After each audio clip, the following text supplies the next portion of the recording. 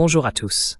Nous sommes aujourd'hui mardi 4 novembre 2025 et notre ami le professeur Mohammad Marandi est avec nous.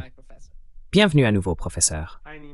Bonjour Nima, merci beaucoup de m'avoir invité. Permettez-moi de commencer, professeur, par ce qui s'est passé dans le cas du Liban et du Hezbollah. Il semble qu'une forte pression soit exercée sur le gouvernement libanais par l'Occident.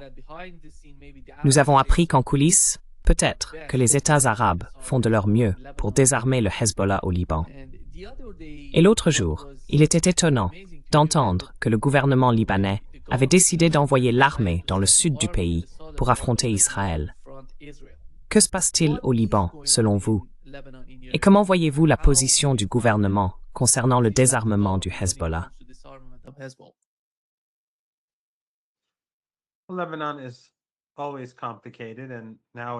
Le Liban est toujours un cas compliqué, et la situation actuelle ne fait pas exception. Les États-Unis et l'Arabie saoudite, entre autres, exercent des pressions sur le gouvernement libanais pour qu'il affronte la résistance, chacun à sa manière. Cela a toujours représenté un défi pour la résistance au Liban. J'ai déjà dit qu'il existe une grande différence entre la situation du Hamas à Gaza, historiquement parlant, pas nécessairement aujourd'hui, et celle du Hezbollah au Liban. Le Liban est un pays où les Américains ont profondément infiltré toutes les institutions du pouvoir, tout comme leurs mandataires et alliés, qu'il s'agisse des Européens ou des régimes régionaux du camp américain, la Turquie et le Qatar, ou encore l'Arabie saoudite et les Émirats. Tous exercent une influence au Liban.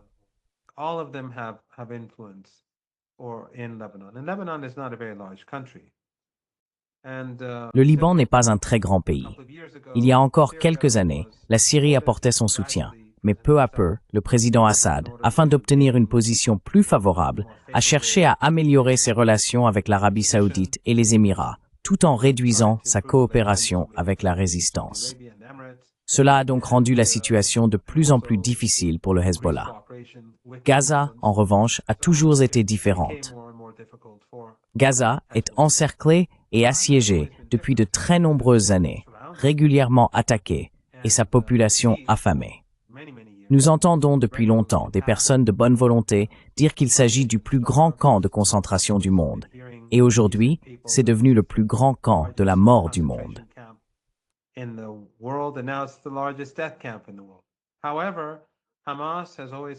Cependant, le Hamas a toujours eu des alliés fidèles, et à l'intérieur de Gaza, il y a toujours eu une unité, avec le Hamas au pouvoir.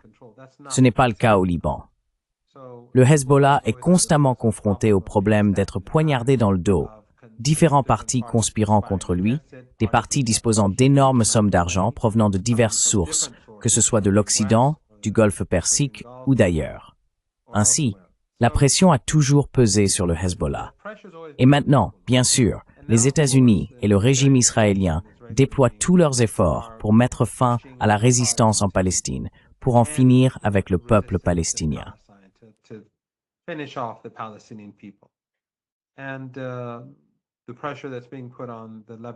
Et la pression exercée sur le gouvernement libanais vise à aboutir à la solution finale, détruire la résistance dans le sud et permettre aux Israéliens de se sentir très à l'aise avec toute intrusion qu'ils souhaiteraient effectuer à l'avenir. Et bien sûr, la Syrie est désormais dans le camp américain. Jolani, comme nous l'avons vu, est très proche des États-Unis.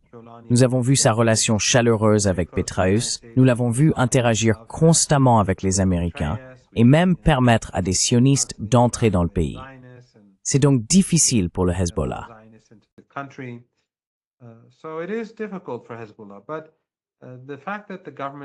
Mais le fait que le gouvernement ait envoyé l'armée dans le sud est en partie dû à la pression de l'opinion publique, car le régime israélien bombarde le Liban quotidiennement et tue des gens.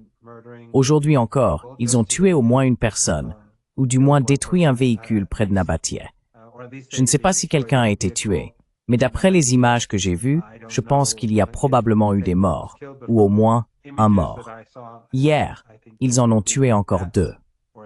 Avant-hier, chaque jour, c'est 2, 3, une personne tuée par le régime. Il y a quelques jours, 4 ou 5 personnes ont été tuées. Et c'est quelque chose que vous n'entendrez pas dans les médias occidentaux, même s'ils ont des journalistes à Beyrouth, à Tel Aviv et ailleurs. Mais ils n'en parlent pas, parce qu'ils veulent donner l'impression qu'il y a un cessez-le-feu. Il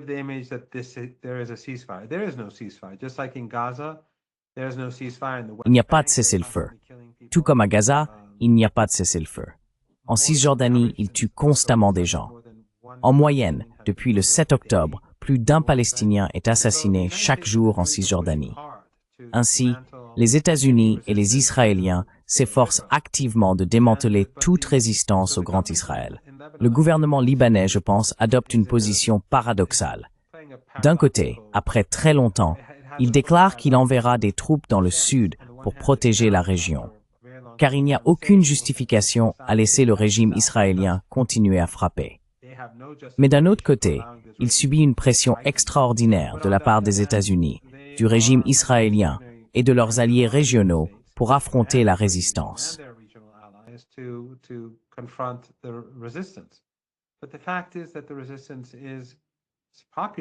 Mais le fait est que la résistance est populaire.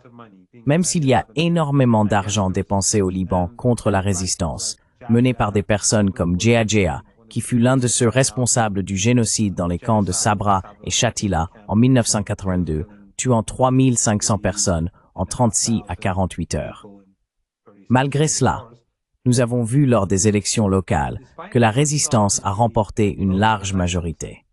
Il est donc clair qu'elle bénéficie d'un soutien populaire.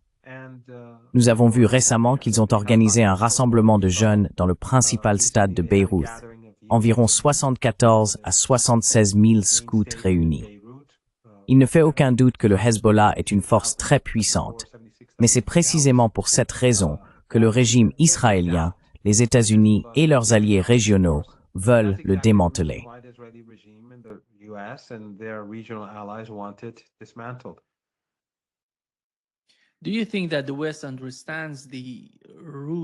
Pensez-vous que l'Occident comprenne les racines ou la puissance du Hezbollah? Je ne parle pas seulement sur le plan militaire, mais aussi sur le plan politique. Le Hezbollah fait partie de la société libanaise. Une majorité de personnes au Liban, vous savez, soutiennent le Hezbollah. D'un autre côté, le gouvernement n'est pas très puissant lorsqu'il s'agit des attaques contre le Liban. Quelle est donc la réalité du Hezbollah, professeur Marandi, telle que vous la comprenez? Et alors que l'Occident tente d'imposer sa rhétorique sur le rôle du Hezbollah au Liban, comprennent-ils vraiment la réalité et la puissance que le Hezbollah détient au Liban?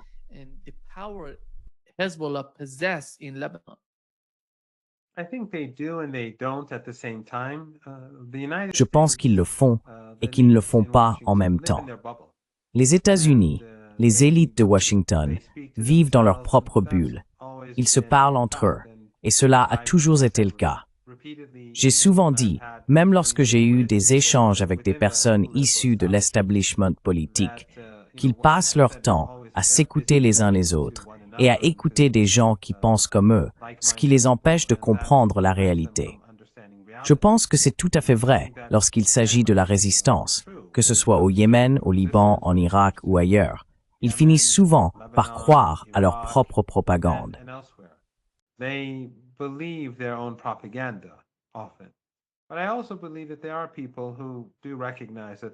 je crois aussi qu'il y a des gens qui reconnaissent que les choses sont bien plus compliquées et complexes que les récits occidentaux que nous entendons sans cesse à travers les médias occidentaux et leurs groupes de réflexion.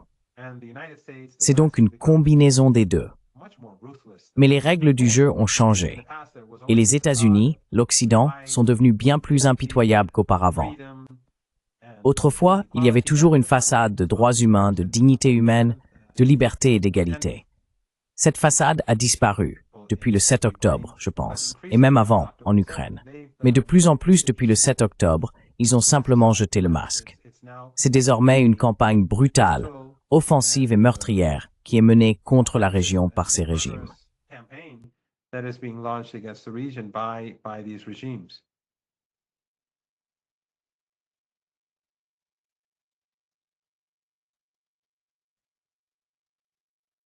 Est-ce que tu m'entends?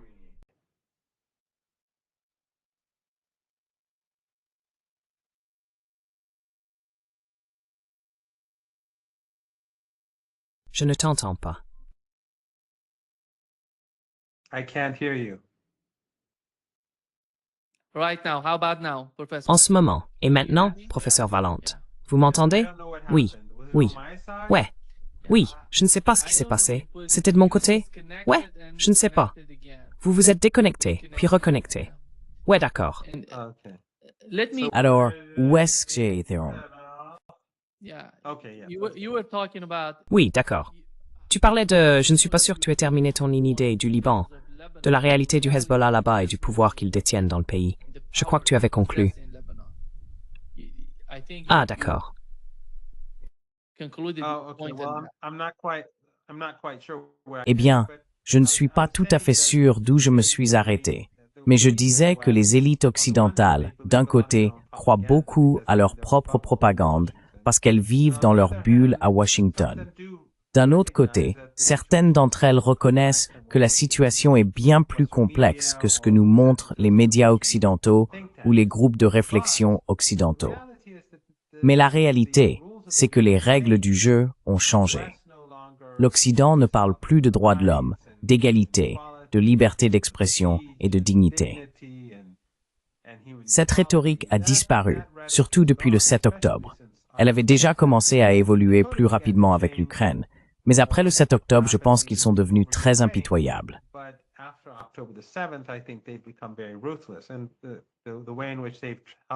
Et la manière dont ils ont aidé les Israéliens à détruire le Liban, leur silence face au nettoyage ethnique en Cisjordanie, et bien sûr les violations du cessez-le-feu. Il n'y a pas de cessez-le-feu. Chaque jour, ils assassinent des gens au Liban. On n'en entend pas parler dans les médias occidentaux.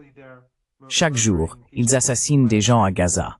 Et chaque jour, littéralement, ils assassinent des gens en Cisjordanie.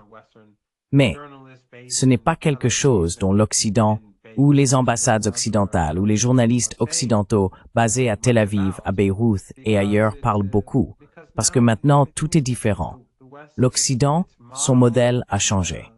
Même aux États-Unis, nous voyons apparaître un tout nouveau type de débat.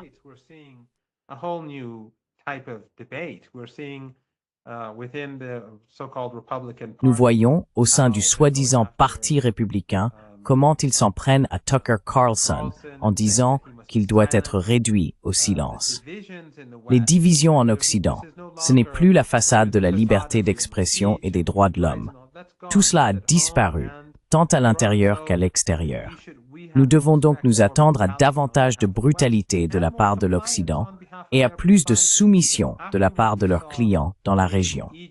Après ce que nous avons vu en Égypte, à Sharm el-Sheikh, il est clair que les dirigeants qui ont participé à ce cirque en Égypte ont sacrifié le peuple palestinien pour leur propre intérêt, afin d'obtenir une sorte de concession des États-Unis pour leur propre pouvoir, leur propre parti, leurs collègues et leur régime.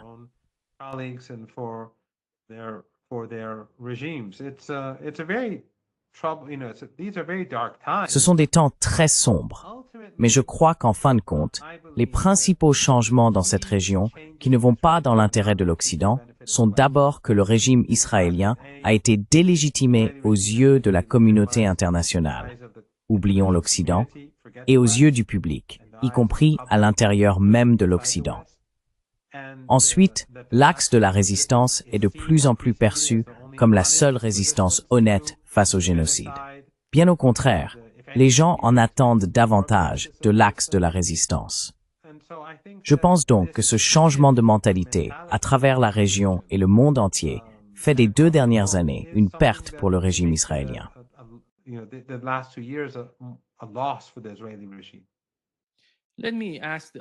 Laissez-moi poser la question dans l'autre sens. Si vous voulez désarmer le Hezbollah au Liban, il faut qu'il y ait là-bas un gouvernement bien plus puissant que le Hezbollah. Est-ce le cas?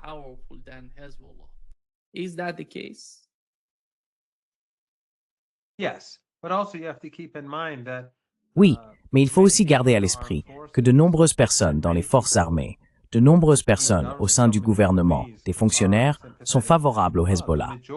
La majorité des Libanais votent pour la coalition dirigée par le Hezbollah. Donc s'ils décident de retourner l'armée contre le Hezbollah, Cela va diviser l'armée. En plus de cela, les États-Unis ne veulent pas voir un gouvernement libanais fort, ni une armée libanaise forte, car ils ne veulent pas que le Liban soit capable de se défendre. La raison pour laquelle les Israéliens peuvent bombarder le Liban jour et nuit n'est pas que les forces armées libanaises n'ont jamais entendu parler de défense aérienne ou de défense contre les drones.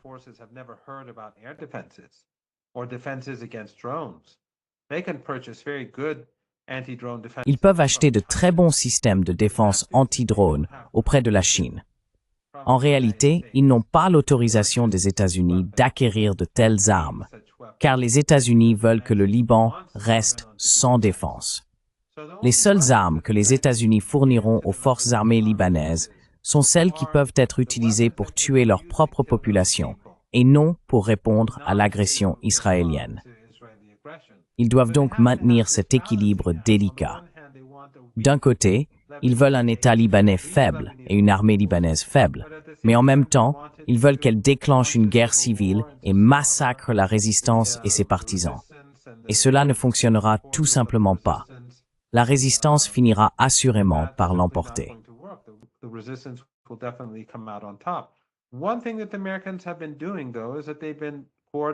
Une chose que les Américains font cependant, c'est de coordonner les actions entre Jolani, Netanyahou, les régimes riches en pétrole et en gaz du Golfe Persique, Erdogan, et bien sûr le gouvernement imposé par les États-Unis au Liban, tous travaillant à accroître la pression sur la résistance.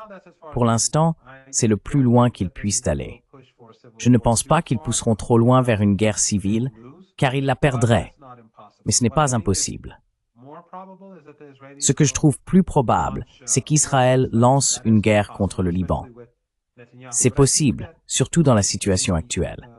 Mais je pense que ce dont le régime israélien aurait peur, c'est de la réaction de l'Iran, ainsi que d'une réponse de l'Irak. D'autant plus que le pouvoir de Jolani devient de plus en plus fragile.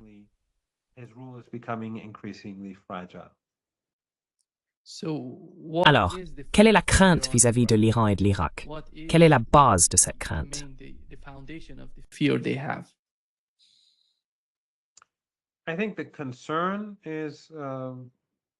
Je pense que la crainte est que les Israéliens commettent un autre génocide au Liban, comme ils l'ont fait à Gaza. Bien sûr avec le soutien d'Erdogan, du Qatar, de l'Arabie saoudite, des Émirats et du régime de Jolani également. Et bien sûr avec l'indifférence ou même le soutien tacite du Premier ministre libanais et peut-être du président. Ce serait le pire des scénarios. Mais je pense que la résistance en Irak, au Yémen et bien sûr en Iran ne restera pas silencieux.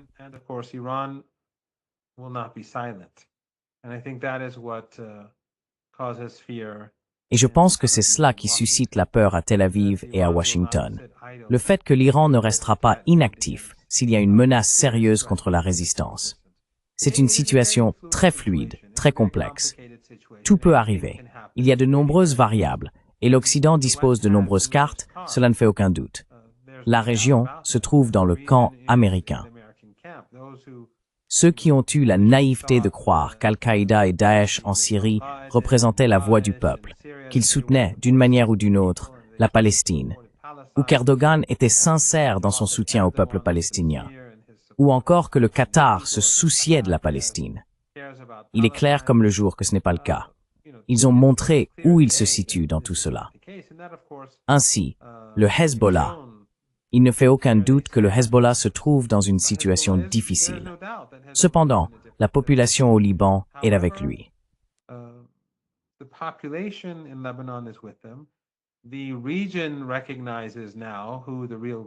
La région reconnaît désormais qui est la véritable résistance. Comme je l'ai dit, les masques sont tous tombés, surtout après l'Égypte. Je ne pense pas qu'une personne sensée puisse penser autrement. Et l'Iran a été très clair en affirmant, de différentes manières, qu'il ne permettra pas que la résistance au Liban soit détruite. Cela n'arrivera tout simplement pas. Que les Israéliens attaquent, que Jolani attaque, ou que le Premier ministre imposé par les États-Unis au Liban pousse à la guerre civile, les Iraniens les protégeront également.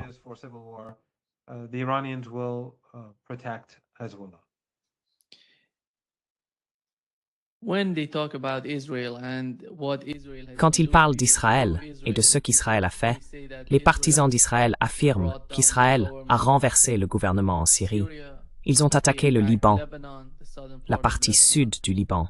and Et dans le cas de with the Gaza, case of c'est en Gaza, grande it's partie mostly in the entre hands les mains of des Israéliens. Israelis, but Mais lorsqu'il s'agit it's so d'Israël, interesting professeur that the Marandi, two- nous sommes we are tellement concentrés sur ce so qui se much passe au focused Liban, on entre le what's gouvernement going on et le in Hezbollah. Lebanon, between the government Pourtant, and Hezbollah. quand il s'agit d'Israël lui-même, il ne semble pas qu'Israël soit si puissant à l'intérieur. Parce que, vous savez, un rapport est sorti de la Knesset. You know, the Knesset, the report came out from the Knesset. It shows that 78% of suicide cases in Israel. Cela montre que 78% des cas de suicide en Israël concernent des soldats et des réservistes. Et l'économie ne se porte pas très bien. Sans l'aide des États-Unis, ils ne peuvent pas soutenir leur économie. Ils ne peuvent pas, vous savez, survivre. Que pensez-vous de la situation actuelle en Israël, avec les ultra-orthodoxes qui s'opposent au gouvernement? Ils ne veulent pas participer à l'opération que le gouvernement cherche à mettre en place. Quelle est votre opinion sur ce qui se passe en Israël? C'est également important. Eh bien, j'y ai fait allusion un peu plus tôt. Et Well, I alluded to this a bit earlier, and part of it is what I said that the Israeli regime has been. En partie, c'est ce que j'ai dit. Le régime israélien a été délégitimé aux yeux d'une large partie de la communauté internationale. Il est méprisé à travers le monde. Que vous alliez en Chine, j'y ai voyagé récemment, ou en Russie, que j'ai également visité, ou que vous regardiez les sondages réalisés aux États-Unis ou en Europe, le régime israélien est dans une très mauvaise posture. Et comme je l'ai mentionné, à gauche, parmi les libéraux, et même à droite, il est de plus en plus attaqué par des militants politiques et des personnalités publiques. Le sionisme chrétien est clairement en recul, et le mouvement MAGA se retourne contre le sionisme. Les élites de Washington restent fermement favorables à ce régime génocidaire, mais le peuple n'est pas du tout satisfait de ce qui se passe. The people are not at all happy with what's going on. That is a huge loss. C'est une perte énorme, non seulement parce que la situation évolue dans le monde entier, mais aussi en Occident, ce qui inquiète les sionistes quant à leur avenir. De plus, comme vous le soulignez à juste titre, la société israélienne est profondément fragmentée. Les Ashkénazes ne sont pas satisfaits. Les Juifs ashkénazes ne sont pas satisfaits. Les Juifs libéraux d'orientation occidentale ne le sont pas non plus, bien qu'ils soient tout aussi génocidaires.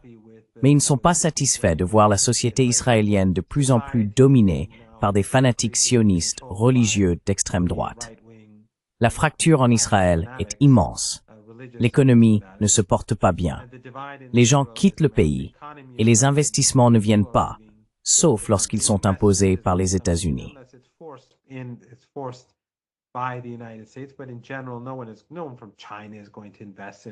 Mais en général, plus personne de Chine n'investira en Palestine. Donc la situation n'est pas bonne. Et ils n'ont pas gagné à Gaza. Oui, ils ont massacré beaucoup de gens, ils ont pris du territoire, ils ont détruit les infrastructures. Mais le Hamas est toujours là. Et le Hezbollah, eux, se sont réorganisés. Ils sont très puissants. Les Israéliens tuent des gens maintenant. Mais ce qu'ils font, c'est saper leurs propres partisans au Liban, en montrant que le régime de Beyrouth se moque du peuple libanais. Chaque jour, ils assassinent des civils, et Beyrouth reste silencieuse. Cela montre essentiellement à tout le monde que le Premier ministre est un instrument, un agent, et qu'il n'a aucun problème avec le massacre de ceux qui vivent près du régime israélien.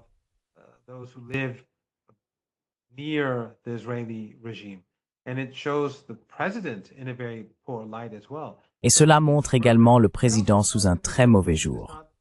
Chaque meurtre montre aussi que le régime israélien ne respecte pas les cessez-le-feu. Cela montre que l'Occident soutient ces meurtres, car il en est le garant, que ce soit à Gaza ou au Liban. Et bien sûr, comme je l'ai dit, ce qui se passe en Cisjordanie maintient toute la région au bord de l'explosion.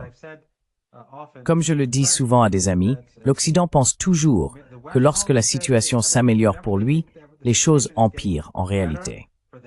Le printemps arabe, ou l'éveil, a été une explosion provoquée par un petit événement. Une personne qui s'est immolée par le feu en Tunisie à cause de ses griefs locaux.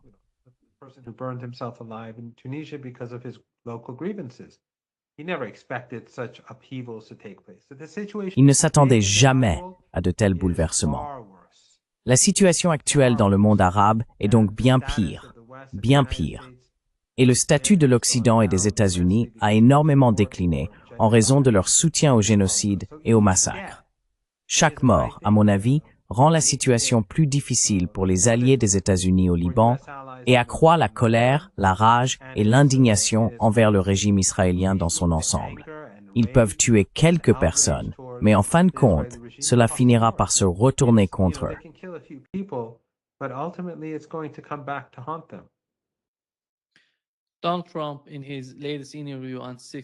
Donald Trump, dans sa dernière interview à 60 Minutes, a déclaré que le cessez-le-feu n'était pas fragile et qu'il fonctionnait.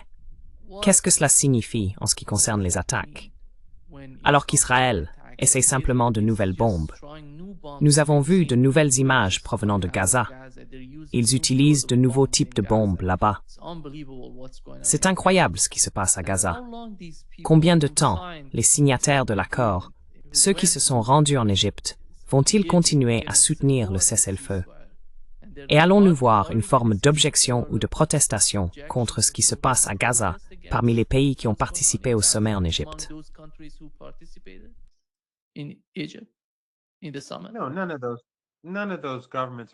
Non, aucun de ces gouvernements ne va s'opposer à Trump. C'est tout simplement hors de question. Vous ne verrez jamais aucune de ces personnes prendre position au point de devoir se sacrifier ou faire des sacrifices pour le peuple palestinien. Cela n'arrivera pas. Tous ces gouvernements ont continué à maintenir leurs liens avec le régime israélien pendant plus de 2 ans de génocide. Ils entretiennent soit des relations politiques ouvertes, soit des relations économiques, ou les deux. Donc ne vous attendez pas à ce qu'aucun d'entre eux fasse quoi que ce soit d'extraordinaire. Trump, bien sûr, affirme aussi que les négociations et l'accord à Séoul avec les Chinois, avec le président Xi, étaient 12 sur 10. On ne peut donc pas vraiment prendre au sérieux quoi que ce soit de ce que dit Trump.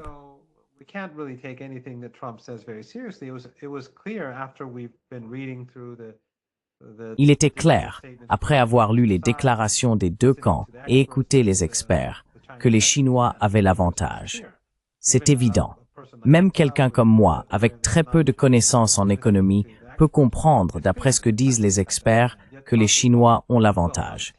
Pourtant, Trump appelle cela 12 sur 10. Je ne pense pas qu'il soit clair ce qui se passera à Gaza dans les jours, les semaines et les mois à venir. Mais si le régime israélien va trop loin ou continue à faire ce qu'il fait trop longtemps, il n'y aura aucun moyen pour la résistance de rester silencieuse à Gaza.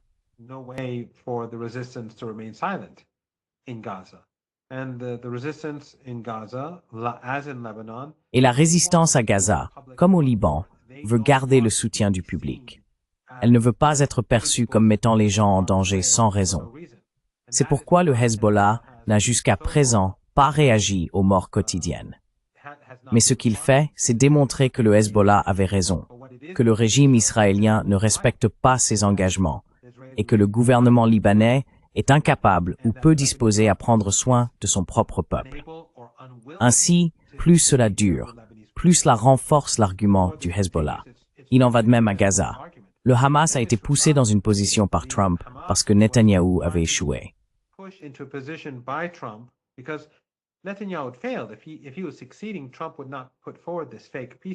S'il réussissait, Trump n'aurait pas présenté ce faux plan de paix approuvé par tous ces traîtres qui sont allés à Sharm el-Sheikh.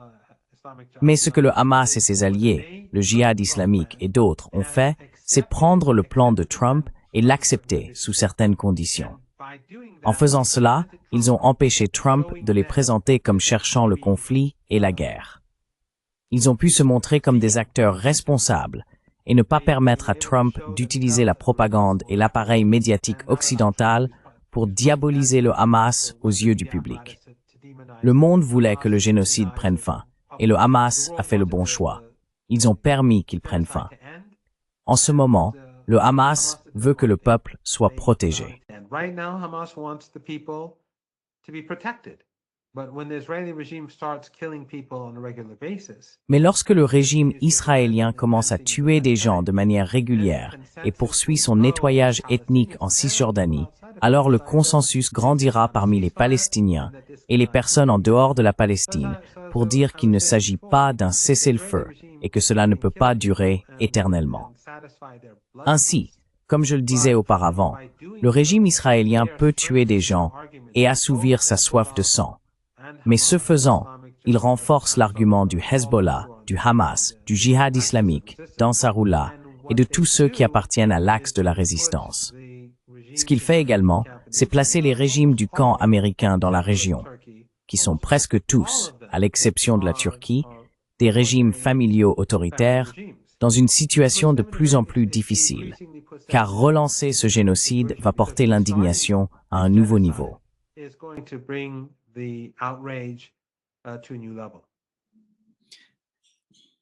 Professor Marandi, the supreme leader of Iran, 2 days ago, Professeur Marandi, il y a 2 jours, le guide suprême de l'Iran a parlé de la relation entre l'Iran et les États-Unis. Il a dit que des gens lui avaient demandé si l'Iran négocierait avec les États-Unis et comment lui, en tant que guide suprême, voyait la stratégie à long terme vis-à-vis des États-Unis. Il y avait 2 points principaux dans ses propos. Le premier était que les États-Unis veulent que l'Iran se soumette. Le second concernait Israël. Israël est, vous savez, un obstacle, une barrière à ce qui se passe entre l'Iran et les États-Unis. Quelle est votre opinion à ce sujet? Quels sont les principaux points de la position de l'Iran aujourd'hui? Quelle est la base principale des négociations avec les États-Unis?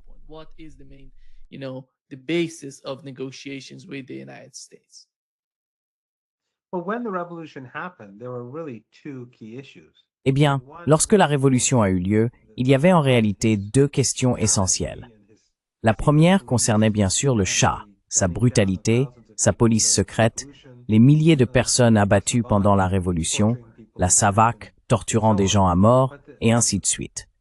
Il s'agissait donc de liberté à l'intérieur du pays, mais aussi d'une politique étrangère indépendante. Après la révolution, l'Iran a commencé à soutenir la résistance en Afrique australe. Il a commencé à soutenir Cuba, même si Cuba était un État communiste et anti-religieux. Cuba n'est en aucun cas comparable au Venezuela. Le Venezuela est ouvertement chrétien et possède un secteur privé, tandis que Cuba était hostile à la religion en général.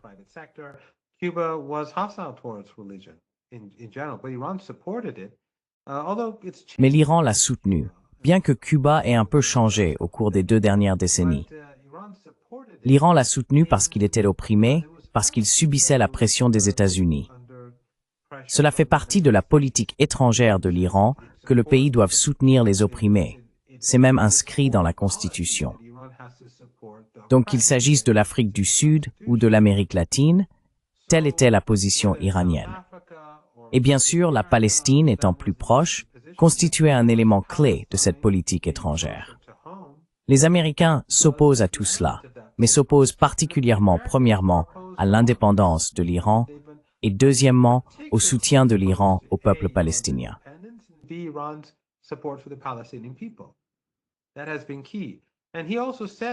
Cela a été essentiel. Il a également déclaré qu'il y a 3 composantes de la politique américaine qui doivent changer. Premièrement, elle s'ingère dans les affaires intérieures de l'Iran. Deuxièmement, elle soutient le régime israélien. Et troisièmement, elle possède des bases dans toute la région. Les États-Unis n'ont pas leur place dans cette région. Ils ont tué des Iraniens en utilisant ces bases. La principale, bien sûr, est la base d'Al-Udeid au Qatar. Les États-Unis s'ingèrent dans les affaires intérieures de l'Iran depuis le premier jour, depuis avant le coup d'État de 1953, lorsqu'ils ont ramené le Shah au pouvoir et l'y ont maintenu grâce à la police secrète qu'ils ont contribué à créer. Ils ont sapé la souveraineté de l'Iran.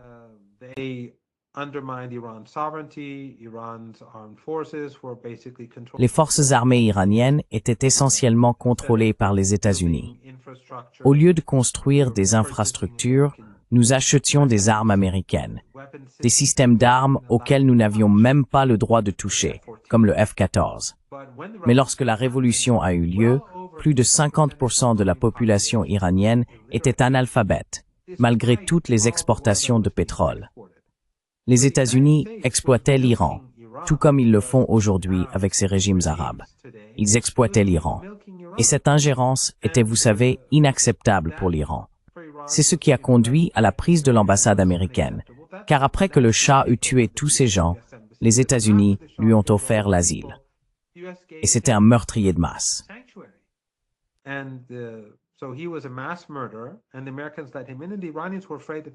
Et les Américains l'ont laissé entrer. Les Iraniens craignaient que les Américains ne préparent un autre coup d'État, une répétition de 1953. C'est pourquoi ils ont pris le contrôle de l'ambassade des États-Unis. C'était une sorte de carte d'assurance. Ils ne voulaient pas d'un autre Maïdan, comme celui que nous avons vu en Ukraine. Imaginez qu'il n'y ait pas eu d'ambassade américaine en Ukraine en 2014. Nous n'aurions probablement pas aujourd'hui quelques millions de morts à cause de la guerre. Vous savez, je l'ai dit récemment, on dit que s'il n'y a pas de coup d'État aux États-Unis, c'est parce qu'il n'y a pas d'ambassade là-bas.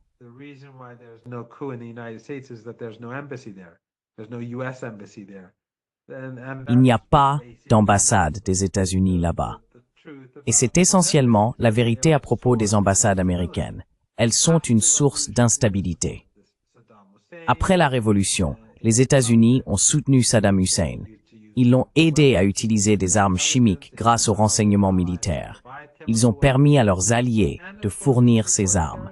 Et bien sûr, ils ont soutenu des organisations terroristes, et ils continuent à le faire encore aujourd'hui. Nous les voyons actifs à la frontière pakistanaise, et nous les voyons actifs dans les zones kurdes d'Irak. C'est ce qu'ils font. Ils essaient constamment de saper le pays.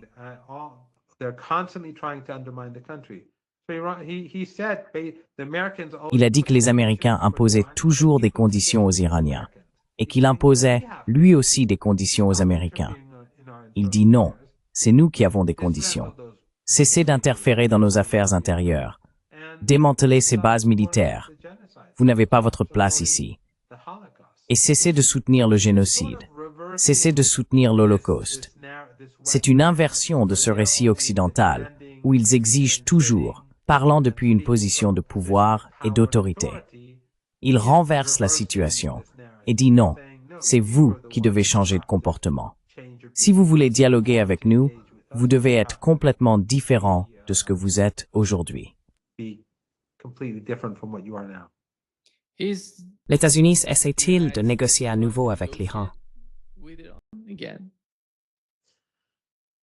Je ne suis pas très optimiste.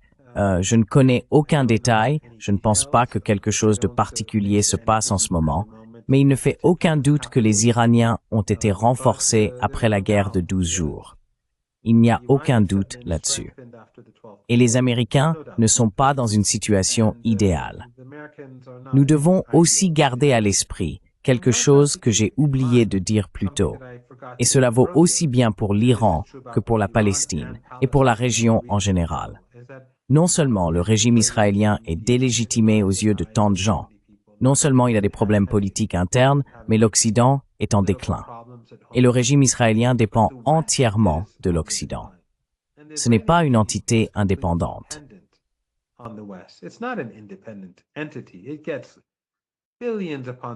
Elle reçoit chaque année des milliards et des milliards de dollars de soutien de l'Europe et des États-Unis. Et à mesure que l'Occident décline, les fortunes du régime israélien déclinent également. On voit des gens en Occident se retourner contre lui. Des personnes influentes s'y opposer. Tucker Carlson, Candace Owens, même Steve Bannon à sa manière. Pour diverses raisons, ils se détournent de lui. Et cela n'augure rien de bon pour le régime. Dans le cas de l'Iran, les États-Unis mènent des combats sur plusieurs fronts. Avec la Chine, une guerre commerciale, des guerres commerciales à travers le monde. Ils mènent une guerre perdue d'avance en Ukraine. Les nouvelles en provenance d'Ukraine ne sont pas bonnes pour l'Occident. Pas bonnes du tout. Les Russes réalisent enfin certains types de percées que nous n'avions encore jamais vues.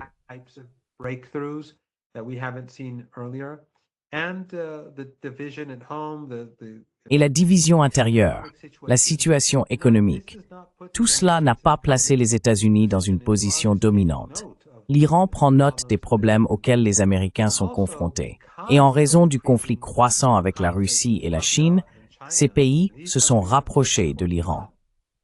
De même que l'Iran s'est inquiété d'une défaite de la Russie, car cela conduirait à une expansion de l'OTAN jusqu'aux frontières iraniennes. Et c'est pourquoi l'Iran a soutenu la Russie. Il en va de même pour Moscou aujourd'hui. Ils craignent que tout succès américain en Asie occidentale ne soit une mauvaise nouvelle pour eux. Il en va de même pour la Chine.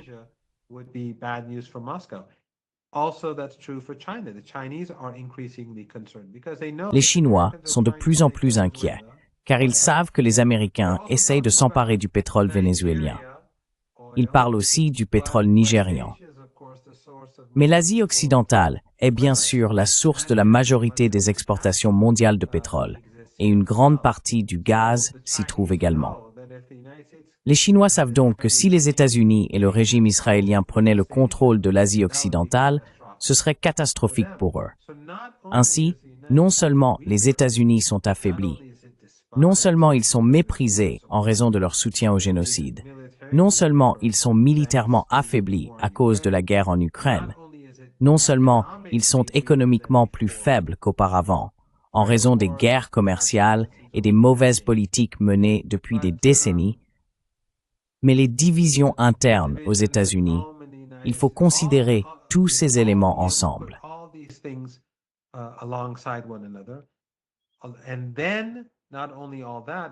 Et puis, non seulement tout cela, mais on observe une convergence entre les pays des BRICS, les pays du Sud global, l'Iran, la Russie et la Chine, ce qui n'existait pas auparavant. Ainsi, l'Iran sait qu'il a une main forte à jouer, comme on dit, tandis que les États-Unis n'ont plus les atouts qu'ils avaient autrefois. On peut toujours parler de victoire. Les États-Unis peuvent dire que les négociations avec la Chine étaient 12 sur 10, et qu'à Gaza, si le Hamas ne fait pas ce qu'on lui dit, il sera anéanti. Mais la réalité est très différente de ce qu'ils veulent nous faire croire.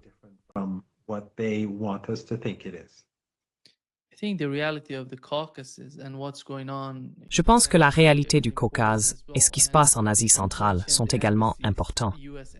Vous avez mentionné les ambassades américaines. Il y en a une immense en Arménie. Qu'est-ce que cela signifie selon vous? Que peut-on faire en Arménie pour la retourner contre l'Iran, la Chine et la Russie, et d'une certaine manière déstabiliser le Caucase?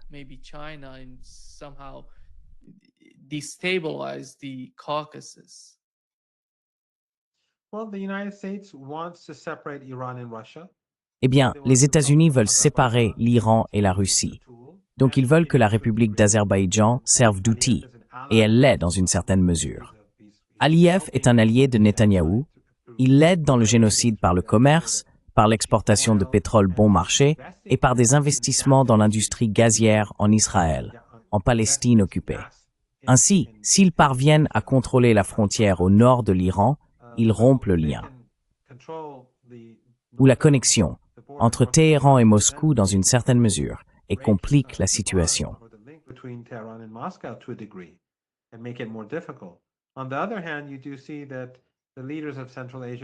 D'un autre côté, on voit bien que les dirigeants d'Asie centrale vont bientôt rencontrer Trump à la Maison-Blanche. Et cela, bien sûr, est une tentative d'affaiblir l'Asie. Car au fond, de quoi les États-Unis ont-ils le plus peur? De la montée de l'Asie. C'est pourquoi Erdogan, le Qatar et d'autres ont formé tous ces terroristes venus d'Asie centrale, de Chine, de Russie. Parce qu'en fin de compte, l'instabilité en Asie aidera les États-Unis à maintenir leur hégémonie. Ainsi, les États-Unis renforcent des groupes terroristes, l'État islamique, Al-Qaïda et leurs affiliés, et cherchent également à détacher l'Asie centrale de ses voisins.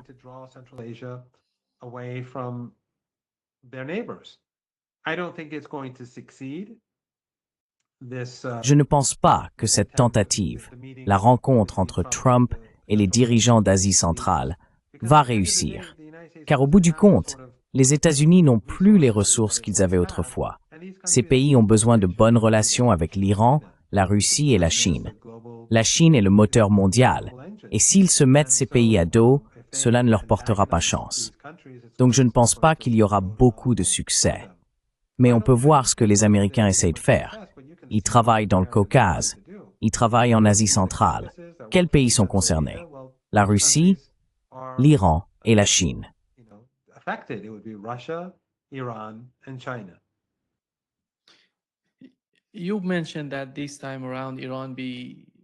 Vous avez mentionné que cette fois-ci, l'Iran serait prêt à faire face à toute forme de guerre.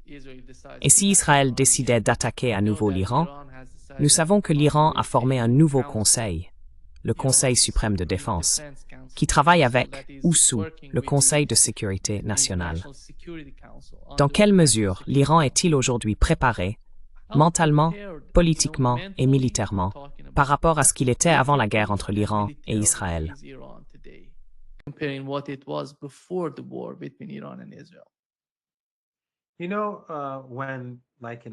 Vous savez, comme en hiver, ou quand nous étions enfants, je n'ai pas nagé depuis des années, mais quand nous étions enfants, si vous vouliez entrer dans une piscine et qu'il faisait froid, vous mettiez un orteil, puis vous le retiriez. C'était difficile. Entrer demandait un effort. Mais une fois que vous aviez sauté, cela paraissait normal. La guerre de 12 jours a eu cet effet. Une seule fois. Et d'ailleurs, il en a été de même pour les soi-disant dispositions de rétablissement automatique dans l'accord nucléaire, le JCPOA. Parce qu'avant que les Européens n'utilisent réellement ce mécanisme, ou ne tentent de le faire, pour être plus précis, beaucoup de gens s'inquiétaient de ce qui se passerait ensuite.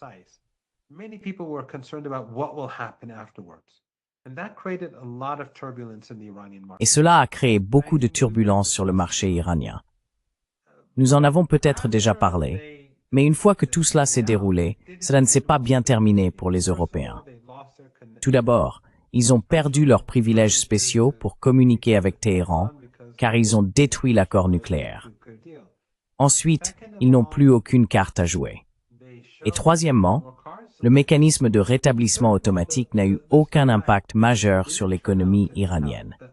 Plus important encore, les Russes et les Chinois ont déclaré « nous ne l'acceptons pas ». Et cela, je pense, a été dévastateur pour l'Occident. Ainsi, désormais, à Téhéran, on ne parle plus du rétablissement automatique, ni de ce qui va se passer.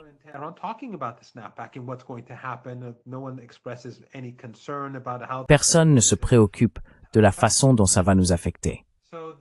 Donc l'idée même, si les Européens avaient conservé cette arme, ils auraient toujours pu inquiéter de nombreux Iraniens ordinaires. Mais après avoir abandonné cette arme, eh bien, vous savez, il n'y a plus rien dont les Iraniens doivent avoir peur, d'un point de vue économique. Il en va de même pour cette guerre de 12 jours.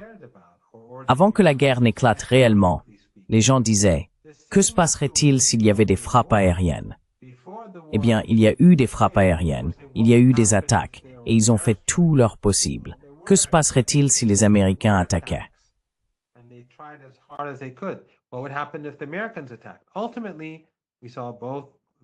En fin de compte, nous avons vu les deux choses se produire. Les attaques ont eu lieu, et le pays est resté debout. Le pays a commencé à riposter. La seule différence maintenant, c'est que les gens ont connu la guerre, et que l'État et les forces armées ont vu leurs faiblesses et leurs forces et peuvent s'appuyer dessus. Alors que le régime israélien a tout donné. Ils n'ont pas de technologie cachée qu'ils n'utilisaient pas déjà, car cette attaque visait à anéantir l'Iran. Ils espéraient, eh bien, c'était insensé. Et il était évident, dès le premier jour où je donnais des interviews, qu'ils n'allaient pas réussir.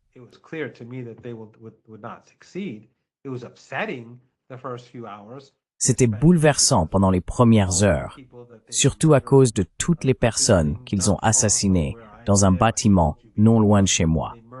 Je te l'ai déjà dit, ils ont tué environ 70 personnes, dont 25 ou 30 enfants, juste pour éliminer une seule personne.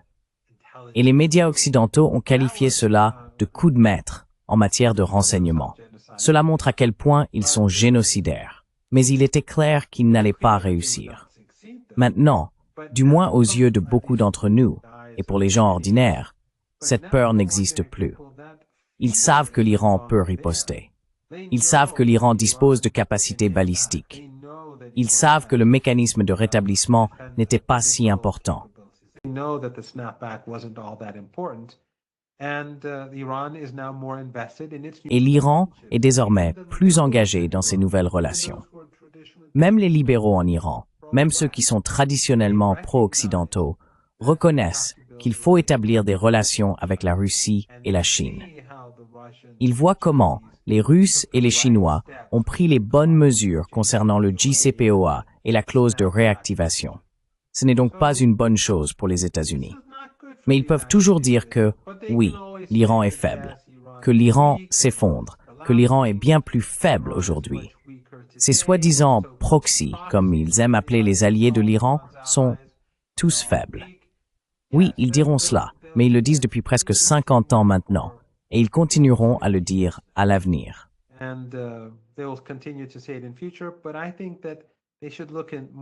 Mais je pense qu'ils devraient davantage se regarder dans le miroir et constater que les choses ne vont pas du tout bien chez eux. Et nous savons que les Iraniens observent. Les Iraniens regardent ce qui se passe avec Charlie Kirk. Ils suivent les débats qui ont lieu aux États-Unis sur le sionisme et sur le financement du génocide. Ils observent comment les États-Unis et les Européens sont en train de perdre en Ukraine. Comment les Chinois ont pris l'avantage à la table des négociations et comment les États-Unis et leurs alliés sont méprisés à cause de cela, à cause de l'Holocauste à Gaza. Les choses ne se passent pas aussi bien que l'Occident veut nous le faire croire.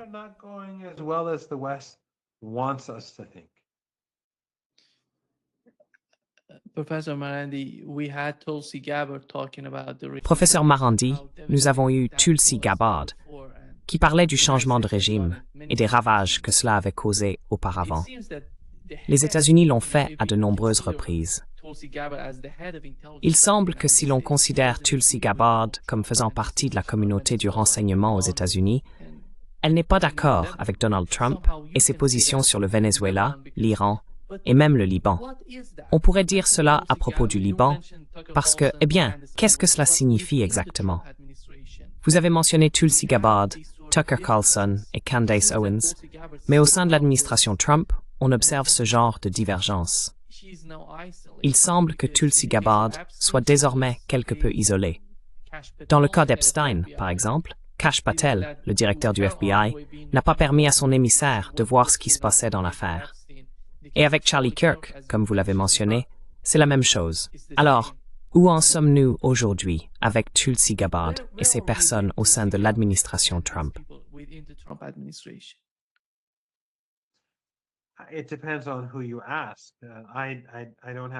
Cela dépend à qui vous posez la question.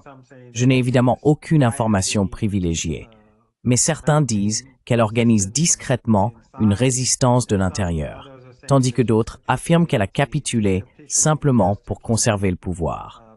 Au bout du compte, elle est très anti-musulmane et irrationnelle dans son hostilité, même si elle sait très bien que ISIS et Al-Qaïda étaient des constructions occidentales, et que l'extrémisme que nous voyons dans le monde occidental est en grande partie quelque chose que l'Occident a créé ou renforcé avec ses alliés régionaux.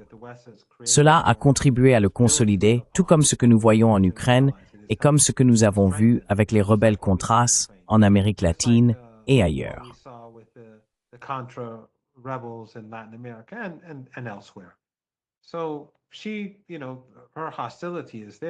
Donc, vous savez, son hostilité est bien présente. Je ne la vois pas comme étant exempte d'hostilité irrationnelle. Je ne la considère pas comme une voix complètement saine, objective et équitable.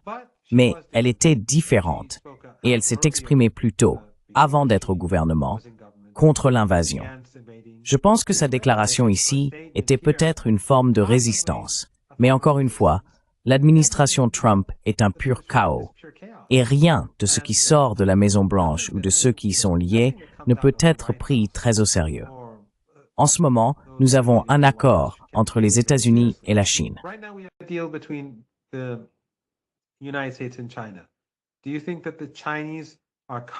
Pensez-vous que les Chinois aient confiance dans le fait que les États-Unis mettront en œuvre l'accord?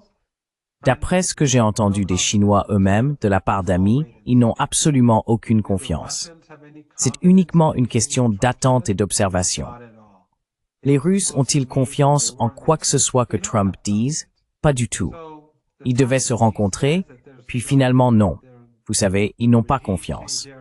Donc, le fait qu'elle dise que le changement de régime là-bas est terminé, est-ce que cela signifie quoi que ce soit? Pas nécessairement. Cela pourrait simplement être sa tentative de dissuader, de rendre plus difficile une opération de changement de régime. Et cela pourrait aussi être une position cynique. Je pense qu'il est juste de dire que nous pouvons comprendre l'ayatollah Khamenei. Nous pouvons comprendre les positions prises par les dirigeants chinois, le président Xi, le président Poutine et bien d'autres.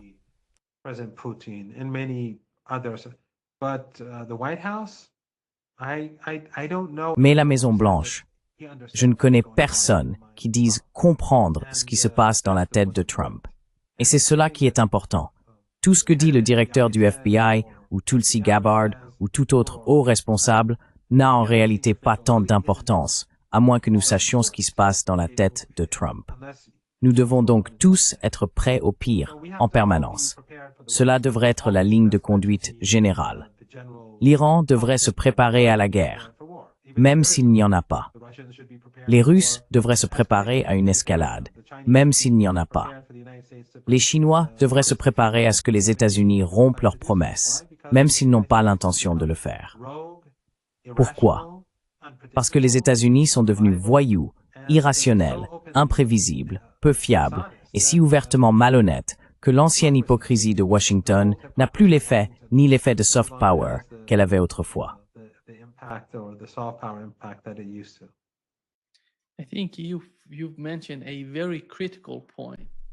Je pense que vous avez évoqué un point très important concernant la prévisibilité des États-Unis et de l'administration Trump, Donald Trump lui-même.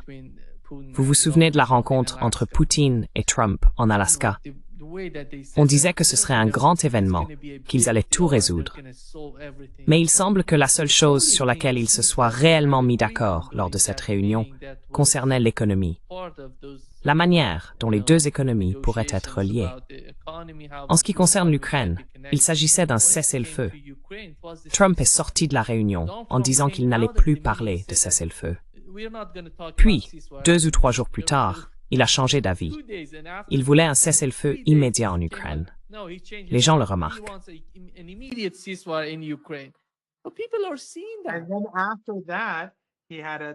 Et ensuite, après cela, il a eu une conversation avec le président Poutine et ils étaient censés se rencontrer. Mais même à ce moment-là, tu sais, les choses n'ont cessé de bouger et de changer. On ne peut tout simplement pas prendre au sérieux quoi que ce soit qui vienne de Washington. Et ce n'est pas seulement vrai pour le Sud global et la majorité qui s'oppose à la politique américaine. Les pays des BRICS, ceux de l'Organisation de coopération de Shanghai, de l'ASEAN. C'est aussi vrai pour les alliés des États-Unis. C'est vrai pour les Japonais, pour les Coréens, qui d'un côté sont censés faire des sacrifices pour les États-Unis et de l'autre sont forcés de vider leurs poches pour Trump. Eux non plus ne peuvent pas se fier à ce que dit Trump. Et ce n'est pas bon pour les États-Unis.